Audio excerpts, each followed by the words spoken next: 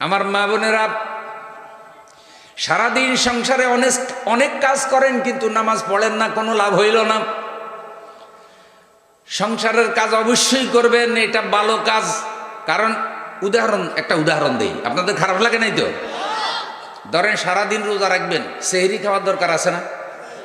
সারাদিন রোজা রাখছেন, ইফতার করার দরকার আছে না? তাইলে সেহরি তো রান্না করতে হবে, ইফতারও তো রান্না করতে হবে। তো যেই মা ঘরের মধ্যে সেহরি রান্না করে, ইফতার রান্না করে, আপনি রোজা রেখে যে সওয়াব পাইতেছেন, ওই মায়ের সওয়াব আপনার থেকে বেশি হচ্ছে। সে রোজার সওয়াবও পাইতেছে, আবার সকল রোজাদারকে সেহরি রান্না করে খাওয়ানো, ইফতার পাকাইয়া খাওয়ানো সওয়াবও আল্লাহ তারা দিতেছে। তাহলে মা বোনদের লাভ না লস? লাভ কি পুরুষের তুলনায় কম না বেশি? এই জন্য ঘরের মধ্যে মা বোনদেরকেও একটু মর্যাদা সম্মান দিয়েন। খালি একটুখানি তরকারিতে লবণ বেশি হইলেই খালি টাঁস টাঁস আওয়াজ করিয়েন না যে কি করলে কি রাইলে কি, হে কৈতরি।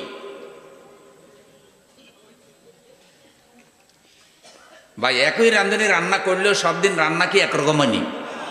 একটু উল্টাপাল্টা হয় না? তো বোনদেরকে বলি, সন্তান প্রতিপালন করতেছেন, এটা সওয়াব।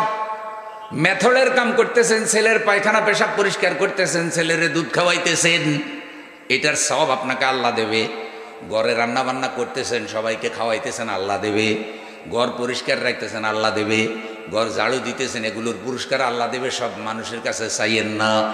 আর ভাইদেরকে বলি, মা বোনদের প্রতি দয়ালু হন, মা বোনদেরকে ভালোবাসুন।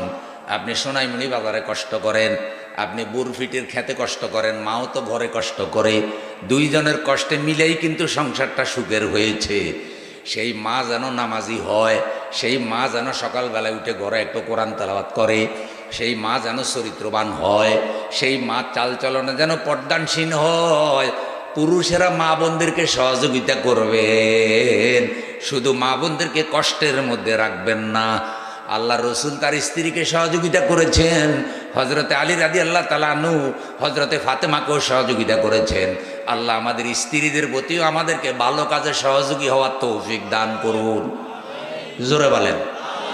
আর মা বোনদেরকে বললে ধৈর্য ধারণ করবেন। ভাইজান আপনার জন্য বহু চেষ্টা করার পরেও যদি আপনার কোনো চাহিদা পুরা করতে না পারে, ভাইজানের সাথে বেশি বাড়াবাড়ি করিয়েন।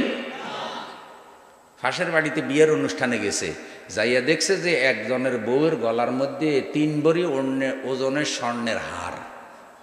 এখন আইসা নিজের জামাইরে কয় যে এই দিন এই বেটা বিয়ে করলো, তার স্ত্রীরে এত সুন্দর সোনার হার দিল 3 ভরি ওজনের, আর তোমার সাথে আমার বিয়ে হইলো 1 যোগ 12 বছর হয়ে গেল, আমারও তো একটা গরুর দড়িও দিলে।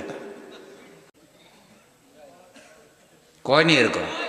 কইতে পারে, সবাই কয় না। আবার চাই না আমার উপরে মা বোনেরা রাগ হইয়েন না। আমি এটা বুঝাইতে চাইছি, আপনার স্বামীর যতটুকু সামর্থ্য আছে অতটুকুর উপরে আপনি খুশি থাকুন, আল্লাহ কবুল করুন। অন্যেরটা দেখে আপনার মন খারাপ করার কোনো কারণ, অন্যের দামি জামা দেখে আপনার জামাও ওইরকম দামি হতে হবে এই প্রতিযোগিতার করার দরকার নাই। আপনি কুড়ের ঘরে থাকেন, আপনি দিনে একবেলা খান, কিন্তু আপনি চরিত্র অর্জন করেন, কোরআনের চরিত্র, হাদিসের চরিত্র, আম্মা জান আয়েশার চরিত্র, হযরতে ফাতেমা রাদিয়াল্লাহু তাআলা আনহার আদর্শ অনুসরণ করেন। মনে রাখবেন, আপনার আল্লাহ আপনাকে জান্নাতে যা দেবে, সর্বনিম্ন শ্রেণীর জান্নাত এইরকম 10টা দুনিয়ার নিয়ামতের সমান হবে। সুবহানাল্লাহ। তাইলে আমাদের মা বোনদেরও নামাজি হওয়ার দরকার আছে না নাই? নামাজের জন্য আলাদা একটা কাপড় রাখবেন। আগে বোনেরা নামাজের আলাদা কাপড় রাখতো, নামাজের আলাদা জায়গা রাখতো, ঘরের মধ্যে নামাজের চৌকিও আলাদা থাকতো। আগের থেকে এখন বাড়িঘরের সুযোগ সুবিধা ভালো হয়েছে। আগের মুরব্বীরা শীতকালে ঠান্ডা পানিতে উজু করতো, খালে গিয়ে উজু করতো। পায়খানা পেশাবের এত ভালো সিস্টেম ছিল না, গাছে উঠে পায়খানা করতো। লজ্জা শরম দরকার নাই, কিন্তু এই যে লোটাতে করে পানি নিত, তারপরে এরকম খালের দিকে দিয়ে দিত, দিয়ে ওখানে কত কষ্ট করে টয়লেট বাথরুম করে তারপরে উজু করে মসজিদে নামাজ পড়তো। সেই মুরব্বীরাও তো দুনিয়া থেকে চলে গেছে। আর এখন ঘরের ভিতরে বাথরুম, এখানে গরম পানি, এখানে ঠান্ডা পানি। বাথরুমে ঢুকলে ওরে আল্লাহ, টাইলসের বাহাদুরি আর সৌন্দর্য দেখলে এক লোকে তার বাথরুমে খরচ করছে 10 লক্ষ টাকা। হাতের বাথরুম যেখানে খালি মল ত্যাগ করব, 10 লক্ষ টাকা বাথরুমে খরচ করছে। তো এখন যে আল্লাহ তাআলা এত সুযোগ সুবিধা দিয়েছে, আহা, এখন আপনি রুম থেকে বের হয়ে উজু করতে পারেন, আর বেডরুমে বিছাই আপনি তাহাজ্জুদ পড়তে পারেন। তাইলে এখন ইবাদতের পরিমাণও বাড়াই দেওয়ার দরকার আছে না নাই? আল্লাহর কাছে দোয়া করছে, আল্লাহ কুলের ঘরটা যেন ভালো করতে পারি। স্ত্রী ধৈর্য ধারণ করছে, স্বামীও বিদেশ গেছে, দুইজন সহযোগিতা করে এখন বাড়িঘরের উন্নতি হয়েছে। তাহলে এই উন্নত বাড়িঘরে আল্লাহর জিকির, আল্লাহর কোরআন তেলাওয়াত কম হওয়া দরকার না বেশি হওয়া দরকার? ইনশাল্লাহ করবো তো। সেই ঘরটা আল্লাহ দরবারে দামি, যেই ঘরের মধ্যে কোরআন আছে, যে ঘরের মধ্যে কোরআন আছে, সেটা যদি কুলের ঘর হয়, সেটা যদি নাড়ার ঘর হয়, সেটা যদি সনের ঘর হয়, সেখানে যদি কোরআন থাকে, সেই ঘরটা আল্লাহ দরবারে দামি ঘর। আর এই ঘরটা যদি বিল্ডিং হয়, লক্ষ টাকার টাইলস দিয়ে বানানো হয়, সেখানে যদি কোরআন তেলাওয়াত না থাকে, নামাজ না থাকে, দিন না থাকে, এই ঘরের কোনো দাম আল্লাহর কাছে। তাহলে আমাদের মা বোনেরা ঘরের বরকত, তারাও যেন নামাজি হয়, বলেন আমিন।